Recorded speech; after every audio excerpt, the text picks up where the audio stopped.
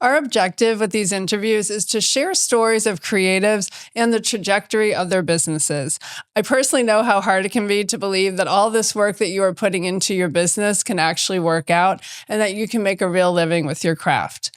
The creatives we will feature will discuss how they started and where they are now, some of the struggles they've had and how they overcame them, and what mindset shift they needed along the way to get to where they are now. Our point with these interviews is to shed a positive light on the creative industry and show real-life examples of flourishing businesses. Thank you so much for joining us. Today we meet Raina Virginia, a photographer we met more than 5 years ago in Phoenix. When we met, she was yet to officially call herself a photographer, and now here we are, just a handful of years later, and she has a successful photography business specializing in weddings. Further proof to me that showing up every day, taking chances, not stopping, and always being inquisitive and learning is the surest path to having the creative business that you truly want. Let's get started. Welcome, Raina. Well, Raina, thank you so much for being here today. I really appreciate it. Yes, excited. The best place to start is, who are you and how did you pursue photography as a career? Yeah, I'm Raina Virginia, and I'm a wedding photographer. I'd say that's probably the main descriptor, but I feel like I have to attribute a lot of getting into photography to simply how I was raised, because my family is super artsy, and my mom is an artist and also a classic documentarian, like very much, always taking pictures, always making sure the moment's captured. And I think my family simply valued moments over any items or any things in life. So memory was always a big one. And then I studied film in college and honed in on documentary film and worked in film after, and had always had photography as a hobby.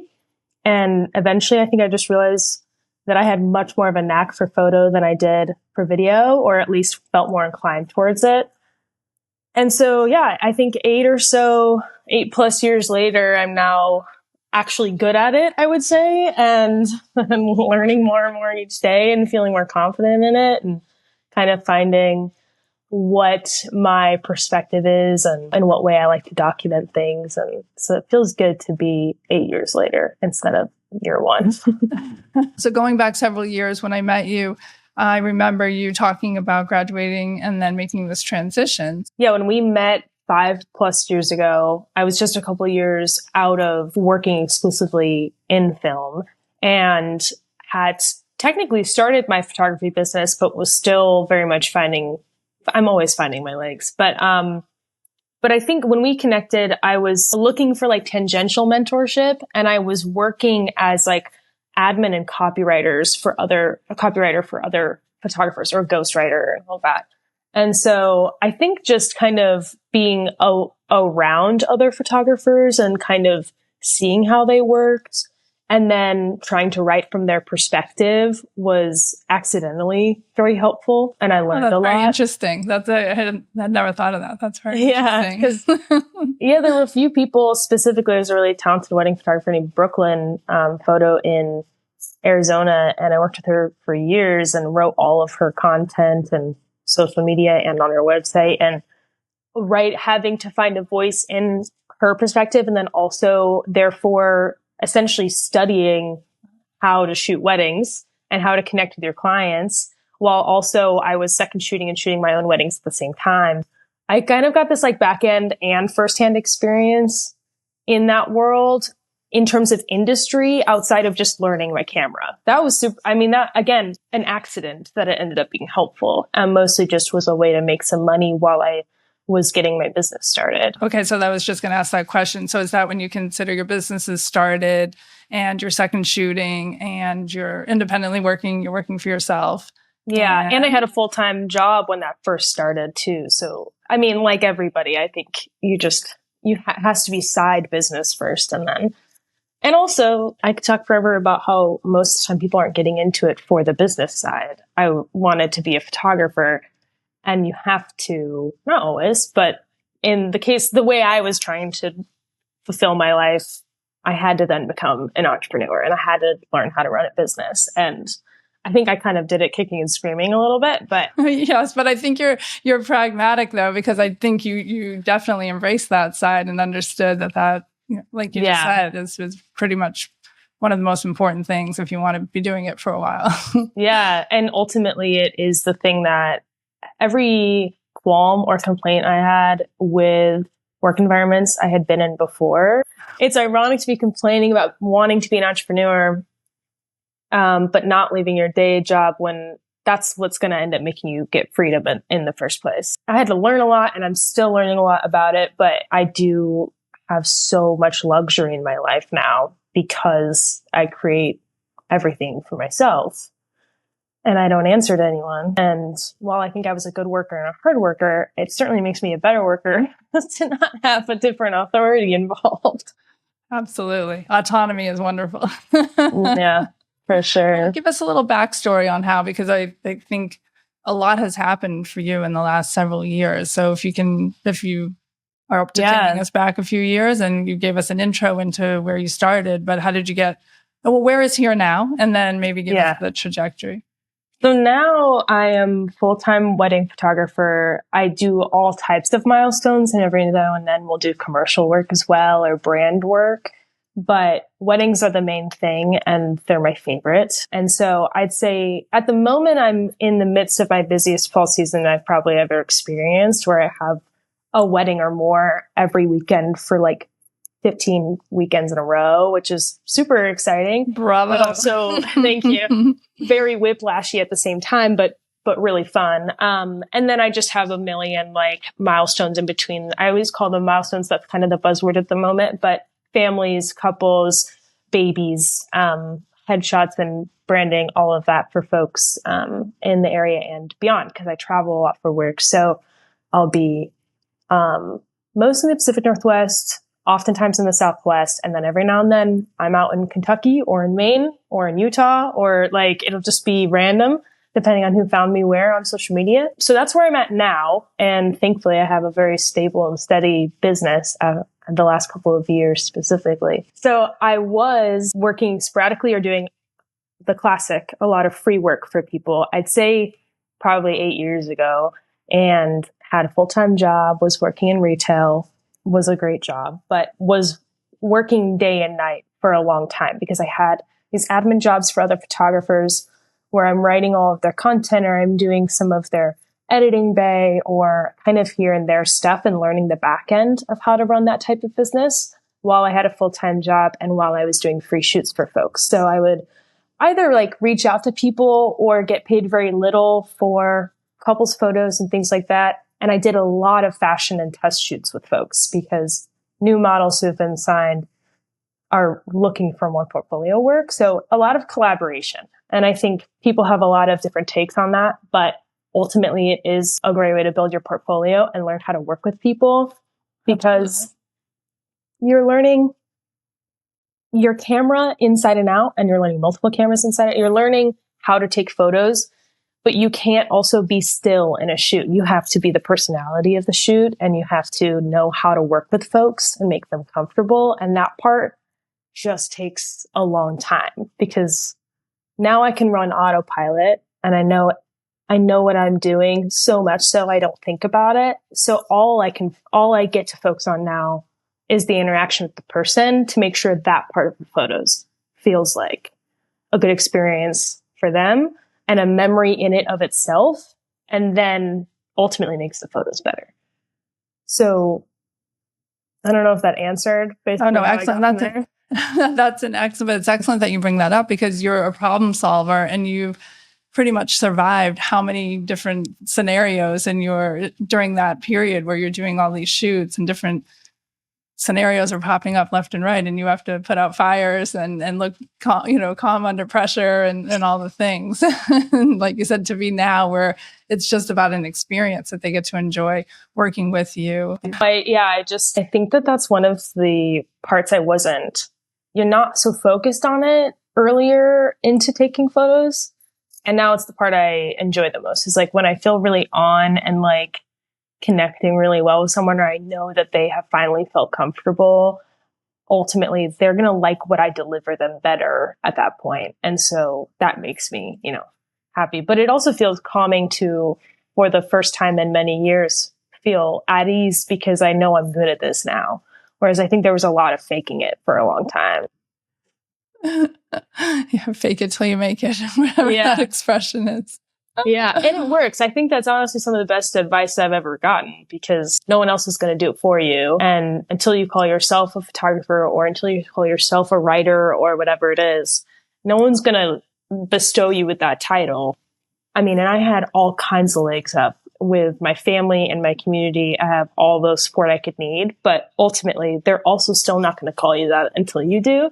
And then you have to do all of the other, work. So fake it till you make it is helpful as long as you can oftentimes set your ego aside. You have to withstand a lot to get to the other side. Yeah, 100%. So when I met you, we were living in Phoenix, and then I believe you moved to Los Angeles. And from what I could see, looking at social media, you were doing a lot. As you mentioned, you're doing all sorts of shoots. And what would you say was your biggest takeaway from your time there? Yeah, getting from Phoenix to LA and now to Portland, and how much that's kind of changed my market and also the trajectory of what I'm doing. In LA, I was there for 4 years. And I think because years prior I had studied film and that's what my degree is in, I like the idea of kind of seeing before I settle into, okay, this is the type of photographer I am, which you never have to do. It just helps with the business side of things. Before I did that, I wanted to kind of see if I was in LA and if I was somewhere where there's a lot of industry, what does that look like? I thought about going to grad school, which you know about because you so graciously helped me get into grad school.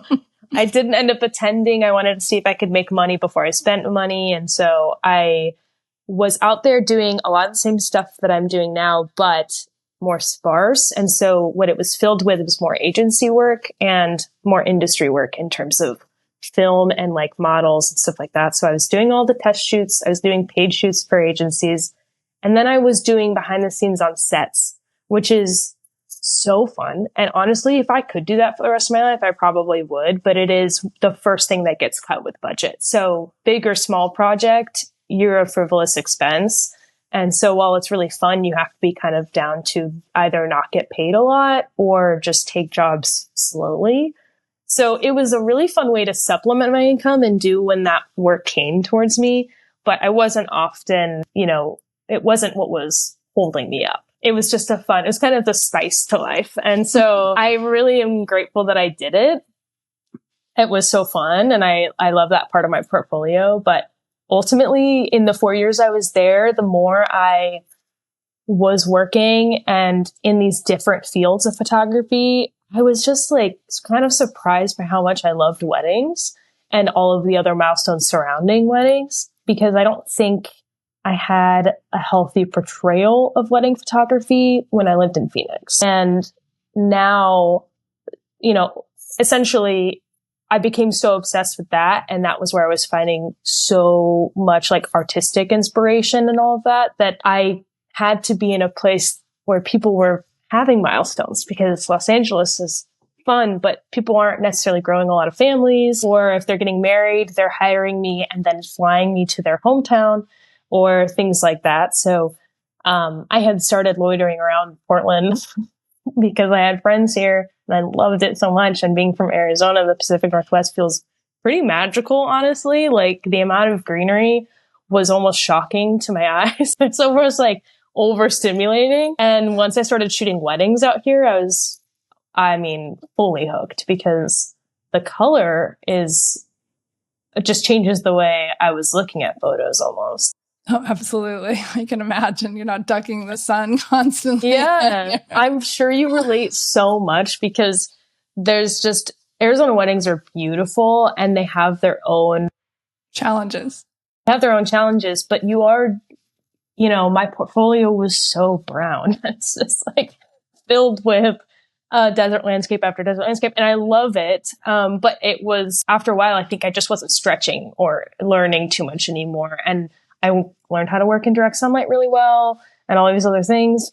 But yeah, so it was kind of the Pacific Northwest is ending up being the perfect marriage of what I loved about doing milestones in Arizona and what I learned in LA, but having people who are actually building here and knowing that I could have years long clientele that I'm just like creating connections with who all live here.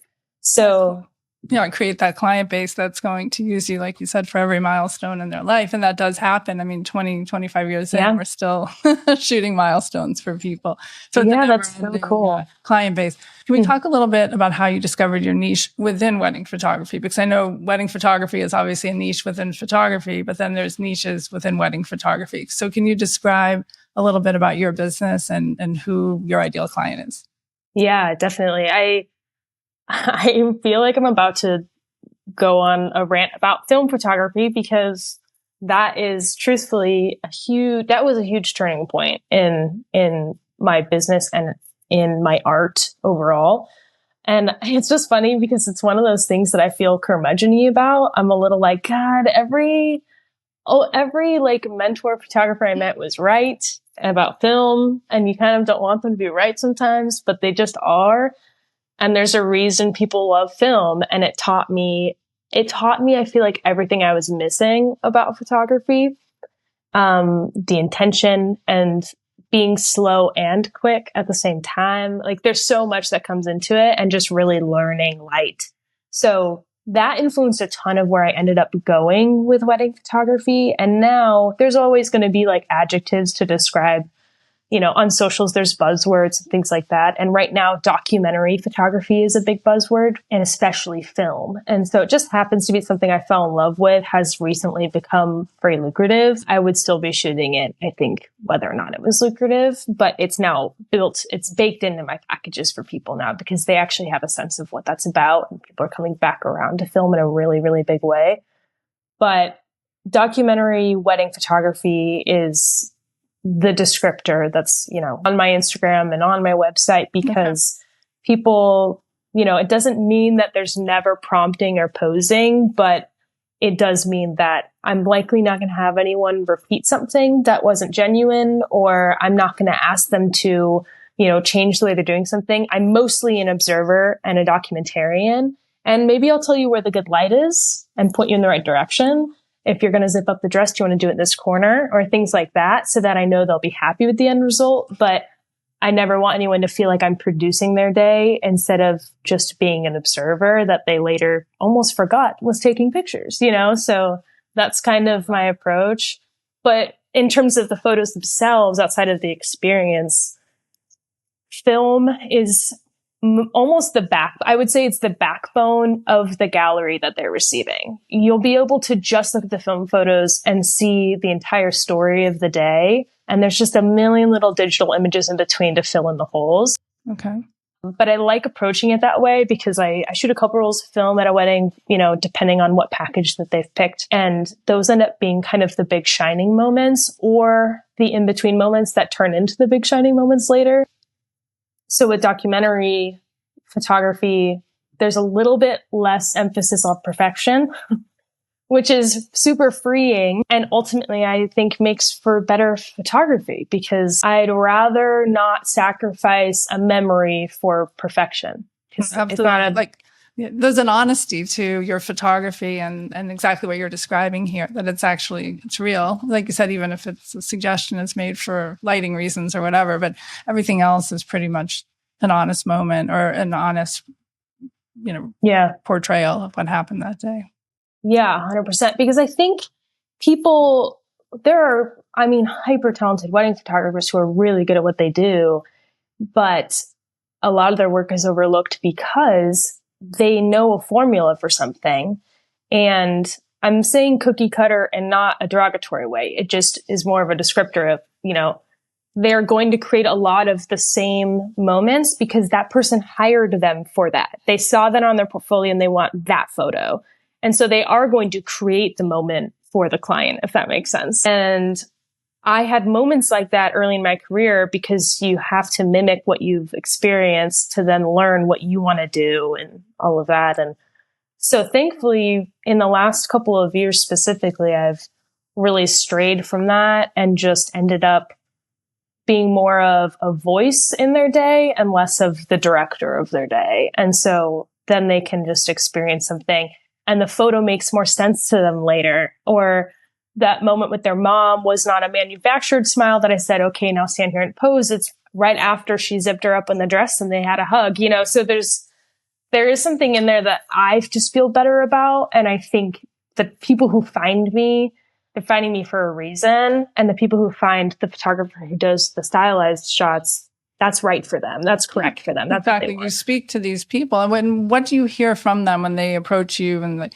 I love your images, or what is it about that? Like, what are they saying to you that they love so much? It's usually the word energy. It's usually like, I love the energy in these photos, or, and then honest or things like that. But they also like the element of film. Like, it's really hard to replicate. So typically shooting film is, going to feel one, or not just one way, but you're not going to replicate it usually with digital. And so that's a huge drop. A lot of people come for film, and it just so happens that the way I shoot film is documentary. So it all kind of works hand in hand. But yeah, typically people are coming to me because they don't want to place a lot of emphasis on these certain things throughout the day. And they like that they've witnessed that in my portfolio and what they're seeing. And I also am lucky to have a lot of word of mouth or reviews of things that I think speak to people. So, yeah, typically I had this one,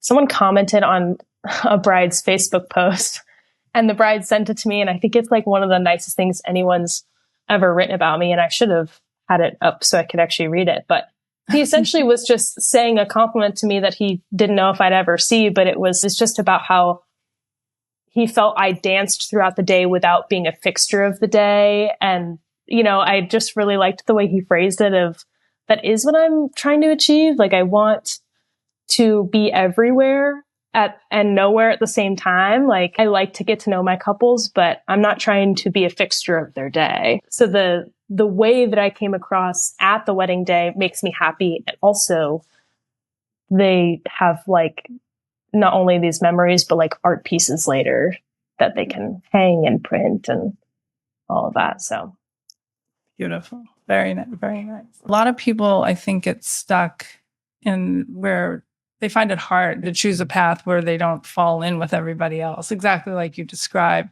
Was there a turning point for you where you said it's less about making money and it's more about working with people that I want to work with? Or was there a thought process that went through your mindset, when you kind of approached your business?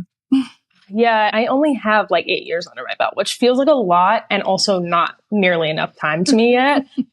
But so far in that bracket of time, I wanted it to feel maybe overnight that I would have a sense of what I wanted to do. But it just ended up taking all 8 years. And I think the biggest thing I've learned, even this honestly applies not just to photography. I don't think anybody has a calling. My take is that having a purpose or a calling or the thing you always felt you were meant to do is bullshit, and that you are not given worth based on the thing you do. It's more about what you decide to place your worth on. And there are people in my life who their purpose is to be a good partner and create a good home and be a part of their community. And that's how you would define them. And I sometimes can't even remember how they make money. And it's so not on the forefront, And so I think I happen to end up in a field that makes money and it's the thing I love to do. And that's so cool. But I don't know. I feel like when I was younger, I was really focused on why don't I know? People figured it out and I don't know what it is I'm supposed to be doing. And it's because you're not supposed to be doing anything. And if something interests you, do it. And if you have to make money a certain way, it's okay. You can just clock in and clock out. And that's also just as valid. And probably the other things in your life are fulfilling. But in terms of photo, I think kind of bebopping around and trying these different facets of photography and getting the chance to go fail in them. Another thing that people tell you that ends up being so right and you're pissed that it's correct. I can't wait to hear what it is. Like, I'm upset that this is in fact the way you have to do it, but you have to just be okay with failing a whole bunch of times. So or true. or you don't have to be okay with it, but you have to go do it, because Yeah. that's the only way you then get to the right answer. And if Sure. you stay still and stay stagnant, you're never going to get there. So you have to just go fail a bunch of stuff, because also it makes you cooler and more fun in the end anyway, that you tried these things and it wasn't it, and then you figured out what was it. So Absolutely. yeah, so Resourceful, but also better at what you do. And you just become a stronger business person, photographer, whatever adjective you want to give yourself. But that it just makes you whatever corner of your life that you're doing it in, whether it's moving or working or creating a business. Yeah. It's all these little mistakes you make add up to creating the person you are. Totally does. Yeah. So weddings were just, that's the big descriptor for what I do. And there's all these other things, but I feel like I didn't expect to necessarily end up in weddings, and I needed to go get yelled at on a set, and I needed to go do these other things and learn, and then try them out and see if they were still for me before I realized, like, man, weddings are really what I like to do. And I don't think I realized how creative you could feel in a wedding. There's also a lot of, it's high intensity and pressure and stuff, but all of these other facets were being fulfilled at the same time. And so the entrepreneur thing is funny too, because you have to go I wasn't paying the right amount of taxes, there's things you have to go fail at, and then you're like, oh, I owe all this money to the government. Like, you're going to mess those things up. And as long as you still are legal about all of it, it's going to work out. It's just, it's just like, you can't possibly know how to do all of everything from day one. You have to do it for like 5+ years and screw it all up. And that's when you'll figure it out, and it feels easier, slower and slower. So sounds like that's a good message for those that sit on the sidelines and don't get out there and take these chances, that they wait for things to be perfect or whatever they're waiting for to get out there and to take these chances because they're afraid of failure. So it's interesting that I was going to ask you the question of what advice would you give your 18-year-old self, or advice to give yourself when you first started? But it sounds like you just said that. I think you pretty much summarized what the advice you would give yourself, because you've already lived it. Yeah. You can reflect back very easily on the failures and the successes. Yeah. The one thing I would maybe add to my 18-year-old self is to not be so defensive. I think in the fake it till you make it, which I think was necessary, I would have learned faster if I had been asking more questions. And instead, I was, in certain environments, I still condone it. When I was on a set and a white man on a set wanted to tell me something, I was going to lie and say I already knew it, because I have no patience. Patience for that. But it would then filter into other environments where the whole point was for me to be learning and failing. But it's hard not to sometimes you want to save face, and that makes sense, but you're also going to learn slower. So I had to just get over the embarrassing part, and we're all just going to get embarrassed at some point, or you might feel like people are viewing you a certain way. And I'm saying this probably to myself now too. It's always going to apply, but that's probably the biggest thing to my 18-year-old self is, you don't need to be so defensive. People can think you're stupid and whatever. Move right along. Just move right along. Good advice. Thanks. Very good advice. Okay. Well, when it comes to photography, though, are there times that you find yourself feeling not very creative, or how do you approach creativity on a regular basis? Yeah, approaching creativity on a regular basis is tough. And I think a lot of people who are in creative fields, arguably other fields other than photography, I think get even more stunted, because it's hard to work on deadlines for something that inherently shouldn't have a deadline. But I'm documenting a lot of the time. So documenting versus just conjuring something, I think, is a lot different. It's easier to work within a box sometimes and be creative that way versus having no bounds. And so I think I get lucky that I sometimes won't feel good or inspired or creative. And then halfway through the day or at the shoot, I'll be inspired by something, or a natural moment will happen that then feels like that's sparked the natural documentarian in me to then look harder for those moments or be more observant. because sometimes things are just handed to you. So it's more about you being ready versus, having to scrounge things up. So that's the luxury of the position of being documentarian. But I think outside of that, in a more general photography sense, when I'm feeling stunted, it just so happens sometimes I get the opportunity to, or I'll end up seeking out a model who needs a test shoot or something and do a collaboration. So every couple months I'm stretching my skills outside of documenting milestones. And I'll get to work with color a bit more, or be posing someone in a more editorial sense, or have some makeup artist who's doing something incredible, or a florist who needs photos. And so I'm doing flat lays in a different way than I used to, or something like that will happen every couple of months, or I'll seek it out to kind of feel, reinvigorated. And usually that will turn me back on. But it's funny because sometimes in the moment or at the shoot, I'm not feeling good about it. And I feel like I haven't created anything interesting. And then 2 days go by and I look at the photos and I'm like, okay, there's something in here that I didn't see before. And you can kind of look at it differently.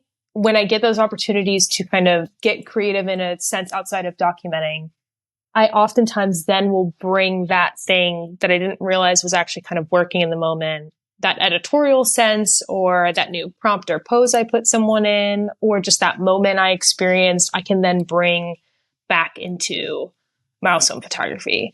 Because on top of people wanting to feel natural and like themselves in these photos, they do want prompting. They want to feel hot and cool and like the best version of themselves. And so sometimes I forget that I'll get the natural and the candid moments. And then I'm like, do you want to be drama right now? Would you like some drama? Let's pose you for some drama real quick so that they guidance. Have the option. Yes. So I think those those moments where I've created a separate outlet for myself always end up feeding back in, which is lucky.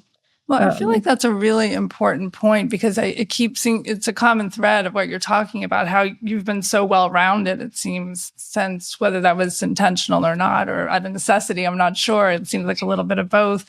But it seems because you're willing to try a bunch of different, we'll call them niches for this conversation, but different niches. Okay, so now you're working with a makeup artist, or like you said, doing a different flat lay, or you're working on lighting. Or when I look at your Instagram feed or your stories, I'm seeing you trying things all the time. Like, I think you don't just sit around like, poor Raina, how is she going to, book her next client? Like, you are active and you are out there and you are just doing things. And I think you're making yourself a better photographer constantly, a better business person, better photographer. And that's evident. So if I'm following you, I'm seeing this evolution, over the last several years that is pretty damn impressive. And I just want to say that out loud because I think seeing that, it's just so many, because you work amongst other photographers, I do.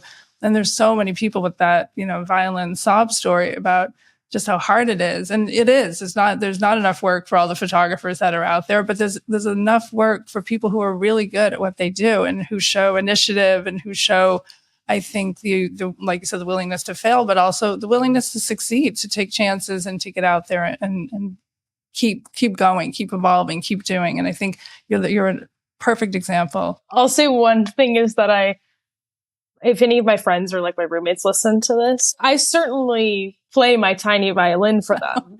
We all do. I'm still complaining. And I also had a huge leg up, I think, on the failing thing. I had such a crazy support system, and I have parents who have means and things that give me so much luxury. I was allowed to fail in that way because I oftentimes was still the one pulling myself back up. But if I needed someone else to pull me up, I could. So that's something that I think should be recognized too, as some people don't have that luxury in the same way, but I hope it doesn't stop them from trying. So Raina, are you working on any projects right now? Yeah, outside of doing weddings constantly, which is so fun. I last year made a short film with a friend of mine who's super talented writer. We co-directed and I did the cinematography for it. And I don't often work in film anymore, especially not if I'm doing something outside of photos. So that was really fun. It's been accepted to a few film festivals. It's exciting. So it's not anywhere to view, but it is cool to just say that it's going somewhere right now. And I think they've been working on turning it into a show. And so I hope for, all the other people who worked on this that they get the opportunity to make it into something more. Because that's very exciting. It's got legs, hopefully. So that's kind of a fun project that's just been ongoing. And that started in LA. And of course, I live here now. So I just get to kind of hear the updates and see what's happening. I also, I don't know, I made some notes in here about like things like projects that have always been kind of noodling around in my brain that who knows if they will happen. But I've always had this like coffee table. I love a coffee table book. I think they're a blast. I think they're accessible to people. Like, I think you can get away with making one, and maybe I'm speaking out my ass, but like, I think you can make one fairly easily and self-publish. And I think hopefully I can pull it off. And so I've always had this idea for a book called From Point A to Point B. And I like the idea of doing these film portraits of people with whatever transports them, whatever the thing is. If they take public transportation, we try and get a portrait of them on the bus, with their old rusty truck, with their bike, whatever it is. And then do like a miniature vignette. Like I write a little thing about them that is kind of just off script, kind of like just not super defined each time. It's just based on spending an afternoon with this person, so that each page just has this portrait and like the little bit of info that kind of gets a question mark in your mind about them. And then you move right along to the next person. I love that. Or do you know Stephen Shore, the photographer Stephen Shore, by any chance? No. Okay. Well, maybe, but good.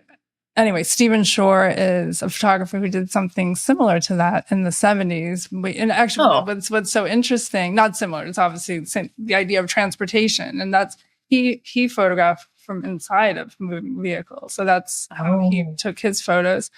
And recently I was at a gallery, actually the Cartier-Bresson gallery here in Paris, and his work was featured. And you just reminded me of obviously it's your vision and you would be doing it in a completely different way. But I love the idea. He'd like to move through cities and just seeing from like the level of transportation and like what he could capture from that. But he's a fascinating, that's not his only body of work, but he's a very, very, and he self-published coffee table books. There you go. I love it. Okay, wait. So look him up. He's good. How do you spell Shore? Shore. Okay, so like, okay, I wasn't sure. Okay, I'll have to look that up. It reminds me of, there's that photographer, I wish I could remember names, I'm just the worst, but there's a photographer who did the Waffle House series. Ooh. And it's just portraits inside and outside of all the Waffle Houses in the States. And I love that series so much. I think that's such a cool idea. And then it also reminds me, it's not the same, but it feels similar to what you were talking about. The photographer who does Subway Hands. Do you know what I'm talking about? No. Oh, you gotta go follow this Instagram account called Subway Hands. And it started, I believe it started maybe 2020. Oh. Probably had been doing it sooner. That's when I started following, was about 4 or 5 years ago. And they just post pictures that they've taken on the subway of people's hands.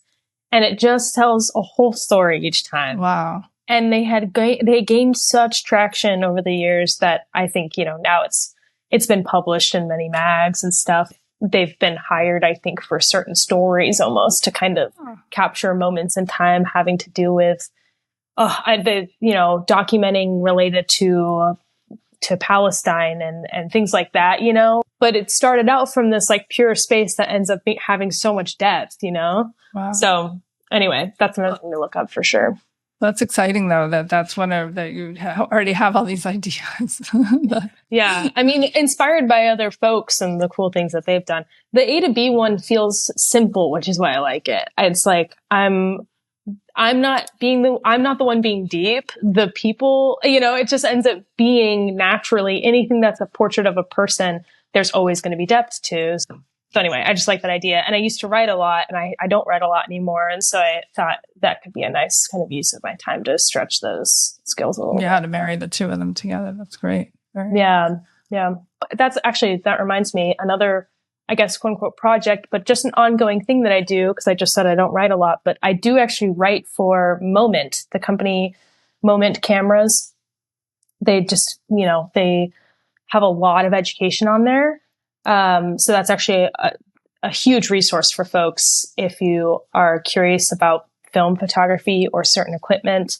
There's a lot of other working photographers who will learn on the job and then write articles about it, or write articles about their favorite stock of film or editing film or things like that. And so I've written some articles for them. I'm like, I think they call it, contributing writer for their platform. And so I have a few, pieces that I'm writing and working on and will hopefully be up soon. So that's another place people can find me. Is just, it's a good resource in the way that typically if someone's fumbling with a thing and learning about it and then writing about it, or there's video content on there too. So you don't feel like it's unreachable to you. Everyone's just people, and we're all trying the thing. Yeah. So here are the pitfalls, or using something that's, 50 years old or 30 years old or something. Yeah. Or debunking thoughts on film. When I entered shooting film, it felt really pretentious because there's a wall up, I think, of the certain generations who shot it for so long. And so now it feels a little bit more, just accessible to people, hopefully. And I like that that's a resource. So they write about digital content too. Because film became such a, I was so fixated on it. That's typically what I'm writing about as I'm learning it. So when I see your social media, and I love how, and I'm not a client of yours, I obviously don't know what you tell your clients, but what I love is seeing how I'll say the word honest, how honest you are. I love how you handle people's expectations. Like you manage people's expectations. And I think that's so important, and especially wedding photography or photography in general, that you do such a great job of putting it out there. Like, this is my schedule. Like, I just appreciate the transparency the transparency that you show. I love that. I think that's very important in photography. Thank you. I think that was built out of necessity, honestly. I didn't know any other way to, especially if I was going to be late on a delivery or something, I ended up having to opt for, I'm going to be transparent really early on. And I'm certainly not, I try hard to keep boundaries of like, I'm not going to play my tiny violin on my Instagram stories. I'm going to try not to, because while I'm a human, I also am a service, and I don't want someone to feel like they should be sacrificing something I said I was going to be delivering just because I'm having a hard day. Like, I understand there being a disconnect there. So, but yeah, transparency in terms of like the business overall, or just where I'm going to be and things like that, has been helpful, because on top of the struggles that already exist with running a business, I think that having some human element or personality online is helpful. People are going to spend their wedding day with me or more. And so I want them to know if they are going to jive with me. I want them to know if they're going to like me. And I want them to hire me. Half the point they should hire me is based on that. Because if they don't think we're going to get along, I don't want you spending your wedding day with me. Like, oh, absolutely. It's a lot longer than the wedding day too. It certainly doesn't end there. Yeah, it's longer, where they've also got me for engagement photos, or I'm doing the welcome dinner and I'm going to meet all of their family, and I am a stranger. So I think the longer I started to do this, the more emphasis I wanted to put on that I understand that this is a big deal, and I'm always going to understand that. So now I'm going off on another tangent in my head about when I first started shooting weddings. And I met this is the thing I won't shut up about, that when I first started shooting weddings, I met a lot of people who were pretty jaded by the wedding world and the industry as it was. And maybe some of that had to do with, I was shooting 4 years prior to COVID, and that changed a lot of the industry and how people approached planning their own weddings. But I just met folks who were really almost eye rolling, or like huffing a little bit, or really being formulaic in a way that was just clocking in and clocking out. Mm-hmm. And I had a hard time with that, because I was like, wow, maybe I really don't want to shoot weddings. They seem to be really tired of it, and they seem to really not like what they're doing. And then as things continued, as post-COVID life happened and things were really changing, and I was just attracting a different group of folks, and I was working with different types of vendors, I was like, oh, that wasn't normal. Whatever I was experiencing there is not how I like to think of the wedding industry. And so in that being, I'm never going to treat somebody's wedding day as just me clocking in and clocking out. It's always going to be one of the biggest days of their life. So I better act like it is for me too. Oh, absolutely. That's such great advice. I mean, they're getting married once and you're doing this 50 times a year. So the thing I've learned that I've made the mistake and then learned is if I don't go into it with that mindset, then I won't document it differently than I have before. And I want to document weddings as if each day is unique, because it is. And so I think that took me a minute to kind of like, retract myself from wanting to do the thing I know works, which is a safety thing in running a business. And I should do that to a certain extent. But in terms of making sure I'm documenting every day as individually as it happens, yeah, that honestly is probably what influenced the documentary style photography in the first place, was just that but this person doesn't feel the same as that person, and just the things that naturally happened essentially. So yeah, that's great advice. I don't remember what the question was, but I went somewhere. Doesn't matter. So. That was really good. It was all good.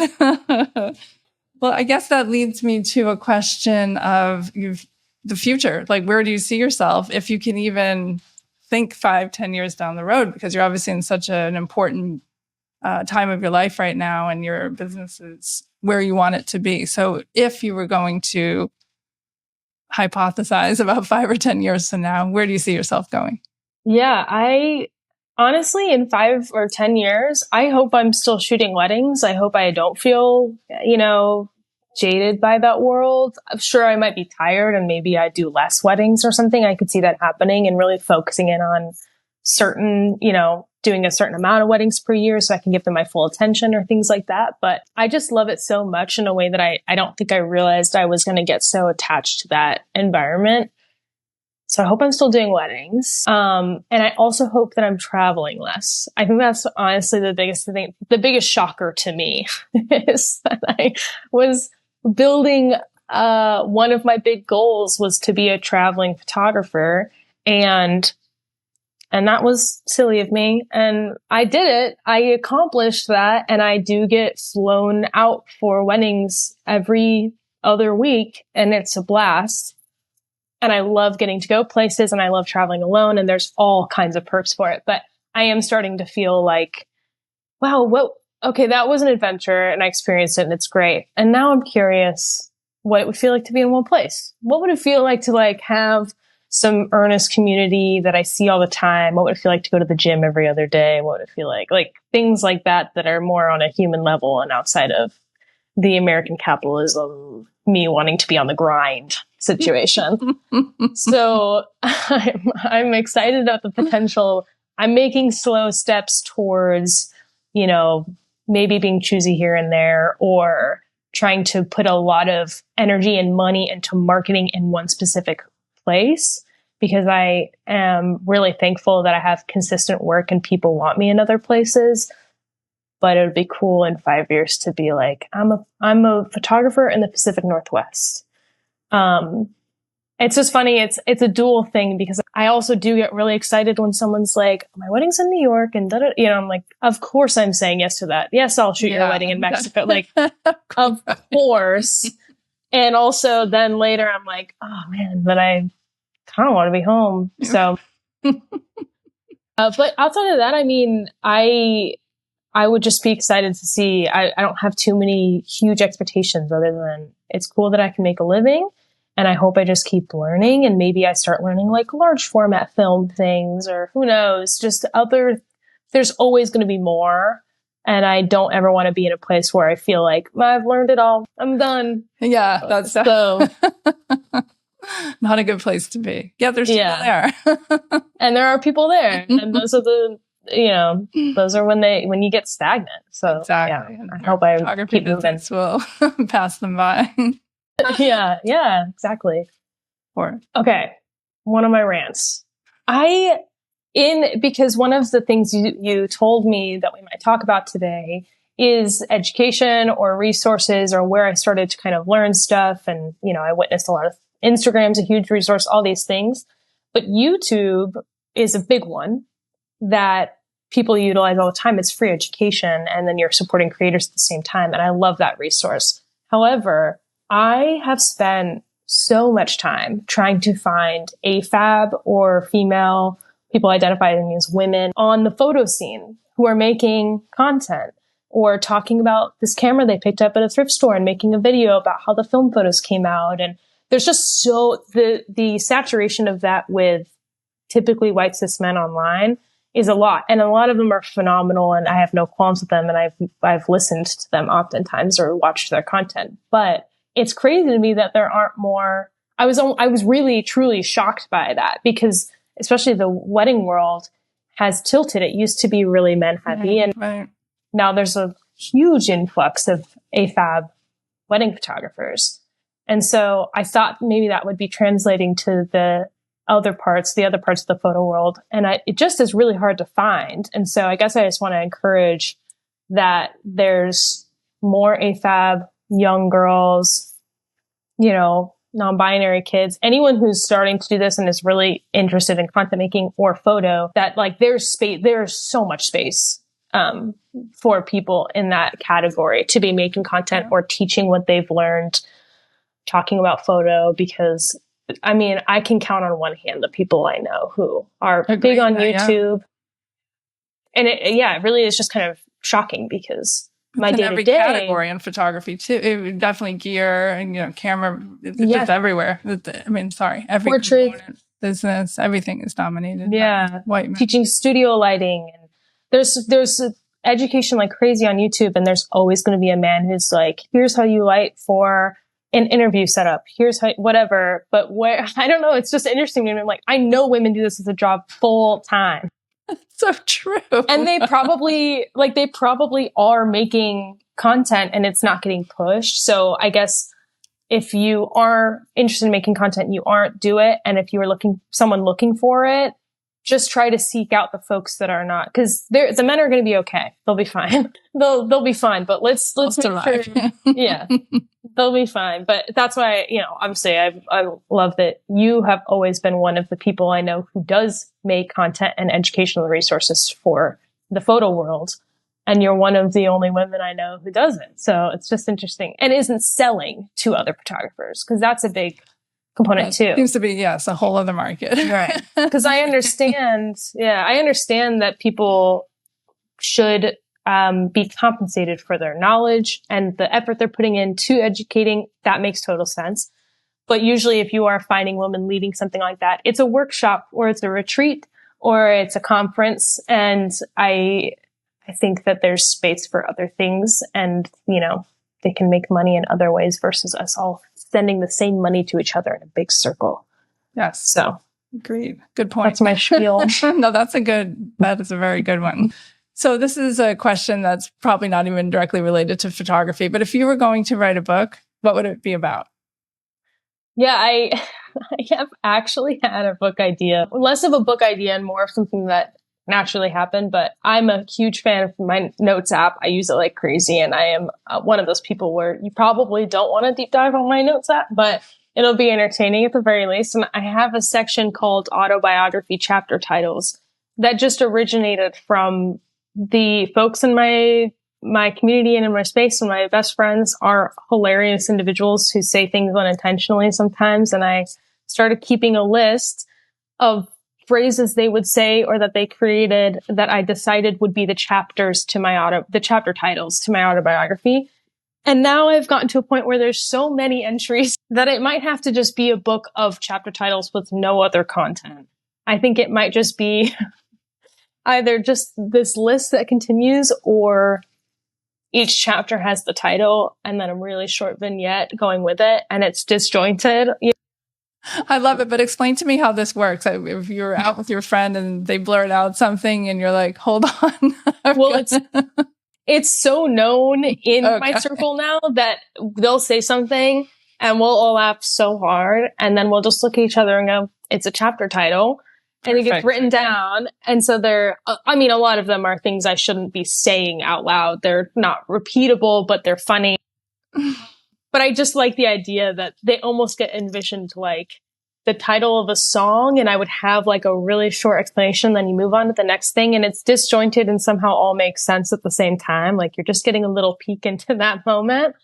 And maybe I never explain where that phrase came from, but I just thought it would be an entertaining like look at life outside of what any of us are doing with work or what any of us, so that's been a huge side hobby of mine that I put. How many years has this been going on? It's only been maybe 3 years, and I'm telling you, it's so long. I'm trying to see if there's any I can read out loud. And I don't know. An example would be great, but if you can't. The unfortunate part is if I read it and it doesn't hit, it's like, oh, this is actually only funny to these two people. Do you know what I mean? Like, It'll be one of those scenarios. But the fact that they all came from earnest conversation is so funny. Like, this one's called Appendicitis for Thanksgiving. I feel like it tells you something, but you don't know what it is. I don't know. Gay in reverse, which is just straight. Like, there's just stuff in here that people have said that make no sense, and yet I feel like you've learned something from it. I love that. I love it. That's my book. What was the first time that you were like, the light went off? I know. Have to write that down. Oh my God.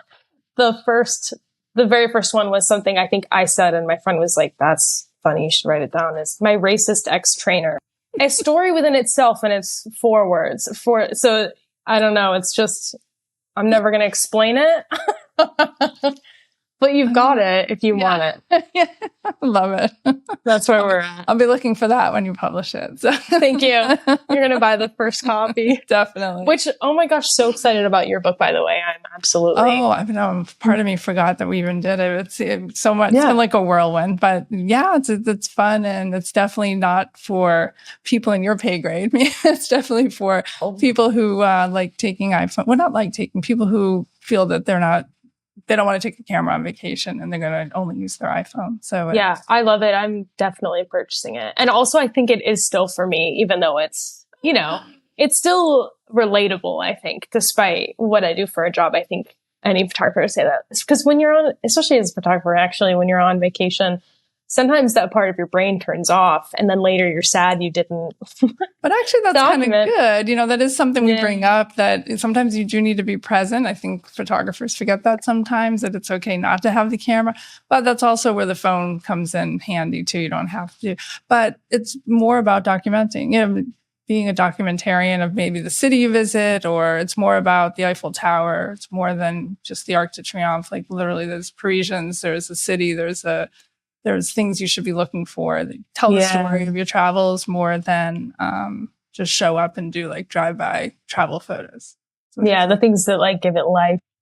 Exactly. So discover, look around, get off the well-worn path and do a little discovery. But the idea, like, that won't kill you, to get off your tour bus and take a little walk. And it's a good. I feel like the book is also such a good gift. Like, I immediately was thinking about who in my life would love something like that as inspiration for themselves, because I'm excited to see what's in it. But yeah, and it's a little bit of everything from favorite baguette to how to photograph a Market Street. So it's all over. It's kind of all over the place, which is kind of how my mind works. So yeah, it's a little bit of a hodgepodge of photography meets travel and everything in between. That's very cool. That's very cool. Fun.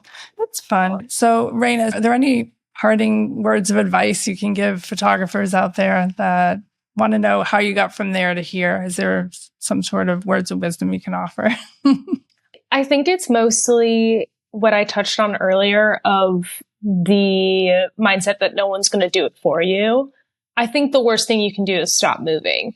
And even if you don't know what direction you're going in, I think just keep moving, and kind of the path will carve itself, or you'll know you took a wrong turn, because you're not going to learn anything from staying still or just not trying the thing. So even if you're, full-time working and need to offer some free work to someone to build portfolio, I don't listen to the noise or the discourse happening online about it. There's so many do's and don'ts. And I think ultimately my biggest do is just don't listen. Try not to listen to all of the noise, because you're just going to stand still if you do it. You're going to feel like there isn't a right path, and there is no right. So you have to just do something. And then my next biggest thing is you should be the first one who calls yourself a photographer. Like, titles and labels are sometimes not useful, and sometimes they're really useful. And so if it's useful for your own brain to move yourself forward, like whatever, if you feel like someone's going to question you about it or if you feel embarrassed by it or whatever. But the minute you call yourself a photographer, you're one step closer to other people recognizing yourself that way and then feeling that way and thinking that way and then starting to actually take your camera places and learning. So if that label's helpful to you, yeah, to no, take that's the next excellent. step. That's excellent. Because I've heard that from a lot of people, actually, that took them years to call themselves a photographer. So obviously the They business felt like it can't had to catch be, up. yeah, I think people feel like it has to be bestowed upon you or something, or they wait for someone to call them that. And that's also validating. And I hear that and I understand that. But I think the minute I started to do it, and I'm sure if I was peeking in on younger me doing it, I would cringe. But it had to happen or I wouldn't be here now. And so sometimes something as simple as just using the title helps you bring the rest of it forward. So, but also like, don't listen to me if you don't want to. No, no, I think it's excellent advice. And I think that it is something that even I struggled with after I went back to school in my 40s.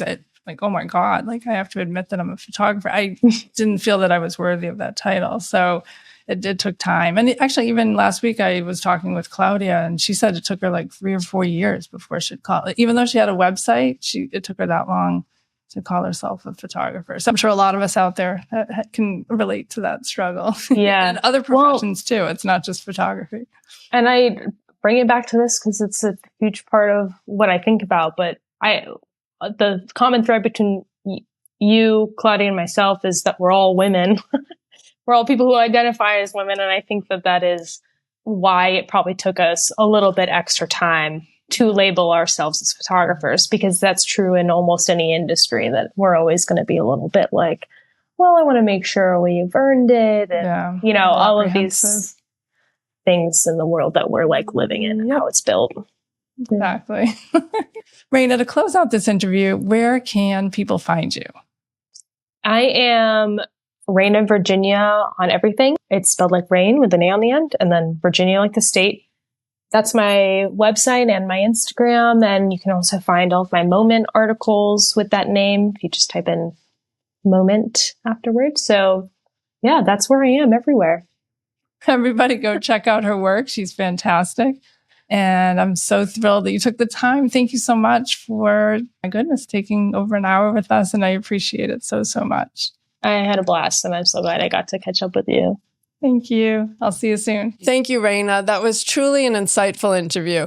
We agreed after the interview that we will do a follow-up before the end of the year to discuss pricing, how she was pricing her services, how she is pricing herself now, and what that looks like as it relates to the long-term success of her business. I'm excited to have this conversation with her, as I know everyone will learn a ton from it. Have a great week, everyone. Thank you.